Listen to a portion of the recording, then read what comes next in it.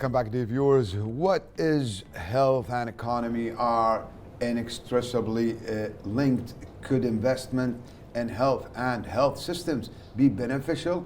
Can health sector contribute to the economy? Investments in health and design of healthcare policies should be addressed in terms of the interaction between health and the economy. We will explore this idea and this approach through our guest. Let's all welcome your guest and my guest with a pleasure, Mr. Nادر صالح العبيد, the expert in economic and financial affairs. Good morning. It's a real pleasure to have you, Mr. العبيد. Shukran. Thank you for the invitation, and the honor is mine. Thank you. First of all, Mr. Nádر, honestly, you see, from the beginning of the introduction, it seems to me you have this beautiful approach and, or let's say, an idea outside the box. And that's definitely some way. But let's start with our question, and then we can, proceed. Healthcare sector has witnessed global growth recent years. Does corona pandemic have a relationship in the growth of this sector? And how can we, when you say growth in this sector, which means, I don't know, I sense that you have the idea that we can make the health sector as a profitable source to our economy. First of all, thank you for giving us the opportunity to talk about this topic. And we are talking about healthcare, but I'm coming from economic point of view and financial expert in that. When we analyze the healthcare industry worldwide, we've seen now the healthcare, it used to be a treatment for illness and with a reactive approach. Nowadays we see it as an investment. Okay. Especially with the new technology, now we see the robot, we see the robotic surgeries, we see microscopic surgeries. So the concept is becoming completely different. Now, definitely, whenever there is a growth and opportunity for business to grow, usually investors are there. Now, we see it from as a government or private sector. Okay. The last 10 years, we have noticed that this industry has become a moneymaker for the investors and the drivers for that market. Definitely, COVID-19 and some crises reflected in that. Now, collecting the information. I see now. Now I got your point. We see people would like to capitalize on what being invested, and definitely now we see COVID-19 reflected some, let's say, struggle in some of the infrastructure for certain country. So it gave them the chance now to reinvest and to reposition themselves their infrastructure worldwide. And absolutely. So, since the pandemic and up to this moment, even the private sector is investing a lot. Now, if we see it in worldwide, when you see a return on investment with 9 to 12 to 15%, definitely it's attractive. Absolutely. It is attractive. Absolutely. And now we see a win project. And we see now even the research centers are investing a lot. So the whole investment, what we see, attractive for many countries. Now, whether you use the funds for expenditure or to benefit from them. Okay. Now, in Kuwait, let's say, since we are talking about the healthcare, we have seen a good revolution in infrastructure, nice building. We have reached now, up to this moment, around 17,000 beds. 17,000 beds. Wow. Which is a good infrastructure and attractive for investment. What we are saying here, the budget on the health sector, especially in Kuwait, cost us around 12 to 14 billion dollar annually. So with this infrastructure, why don't we, let's say, change our philosophy in the way of looking at the healthcare? Absolutely. Instead of having it as a cost, why don't we turn it into a profit center? Okay. How is that? That's really a smart idea. Because and how would you implement that? Well, we have specialized cities, which we call it medical cities. City, yeah. We see one in Jahra, which is the new one. Absolutely. We are talking about huge. 1,200 beds, Exactly. which is huge. Absolutely. Before that, Jabir al-Ahmed Hospital, Exactly. we are talking about 1,000. Those numbers are big. Big, yeah.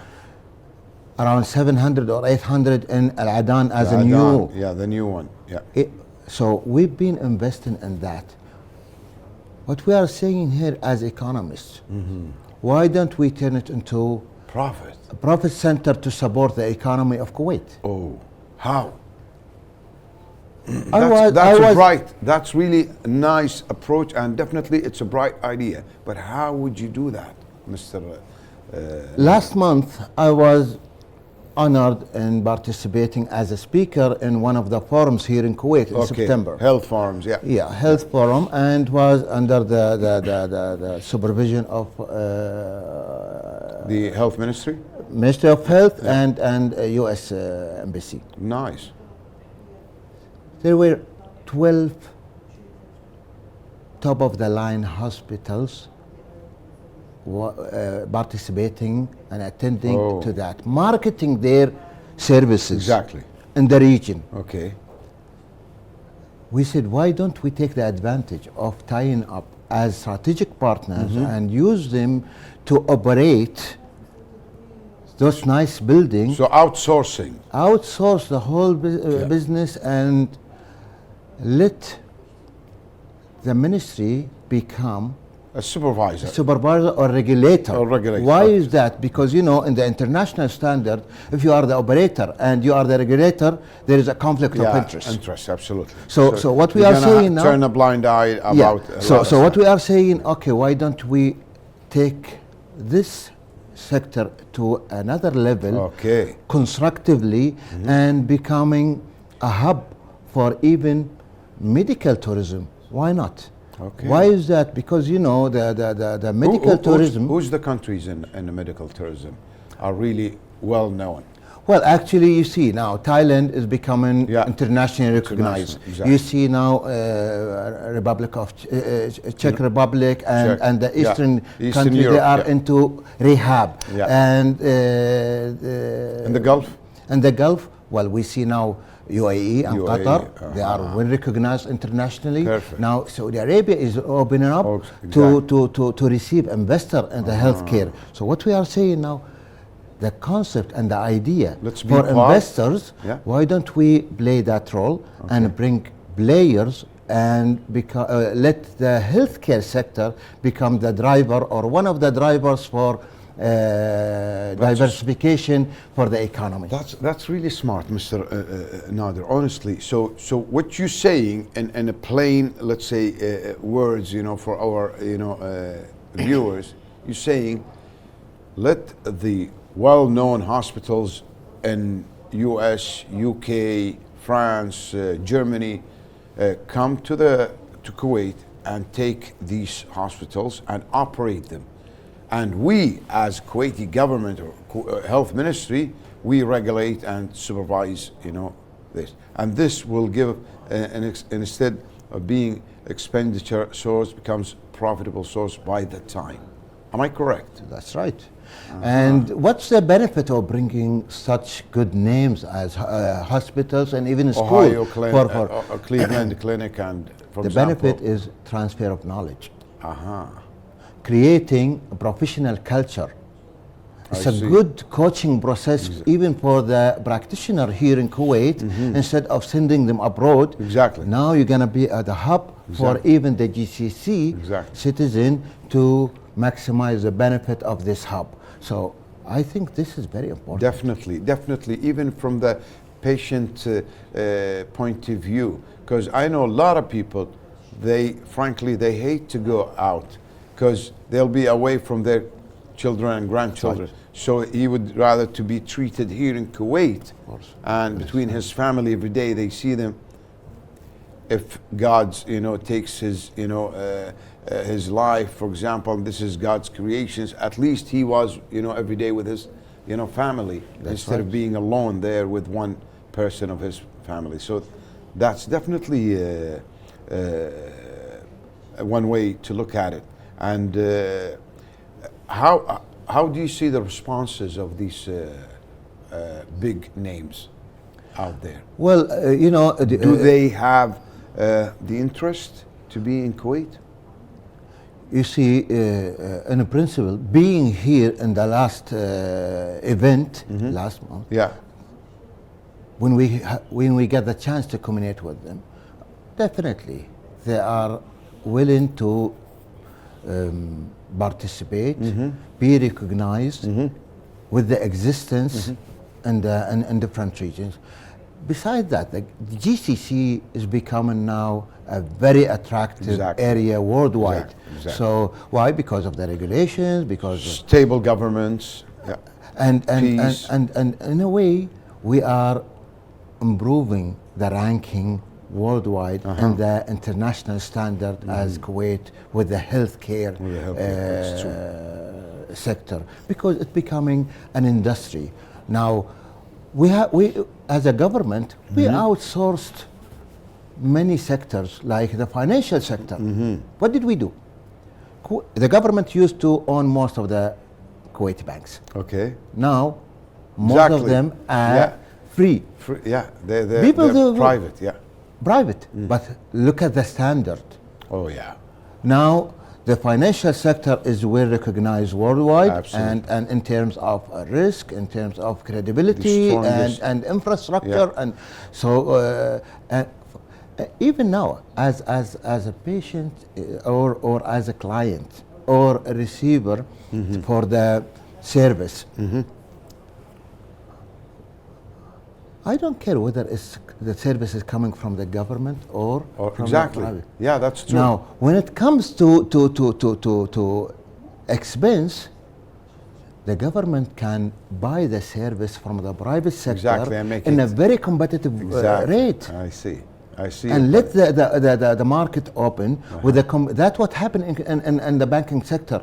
You see, the competition is very healthy. That's why you see the Kuwaiti banks are very strong and successful. That's true. Definitely, there is maybe a hesitation regarding the because it's a new step. The Kuwaitization. People would say, if we privatize the private sector, the health sector, what are we going to do with the Kuwaiti employees? I think what happened in the financial can be reflected in the health sector. We see it even now in the communication. In the communication sector, the Kuwaiti percentage, the Kuwaitis in the communication sector is 56%. Which is in the banking sector 70%. 70%, which is good. So there is no hesitation of outsourcing. And definitely we will have more better service, more professional services. Definitely our hospitals and doctors will be more reliable. Definitely. Unfortunately, Mr. Nader, Saleh Al-Abid, we are really out of time, but definitely it's really worth it, and it's a pleasure to really have you with us in Good Morning Kuwait, and you enlightened us honestly. Thank you very much. Thank you.